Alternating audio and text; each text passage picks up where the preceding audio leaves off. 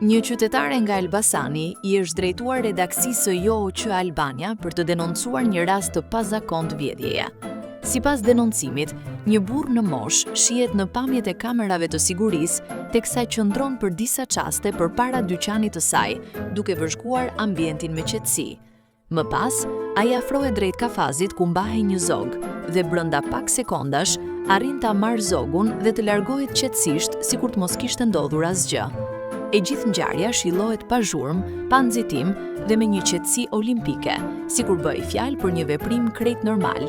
Zogu merret, kafazi mbetet bosh dhe personi largohet nga dyqani. Qytetarja shkrehet e shqetësuar jo vetëm për humbjen e zogut, por edhe nga frika se i njëjti person mund të rikthehet sërish dhe të vjedh produkte në dyqan. Ajo thot se nuk e njeh autorin dhe nuk e ka parë më parë në zonë, ndërsa biznesi ndodhet në lagjen Haxhias, pranë kryqëzimit të banesave në Elbasan. Kam hall se mos vjen prap dhe më vjedh ndonjë gjë tjetër, shprehet ajo.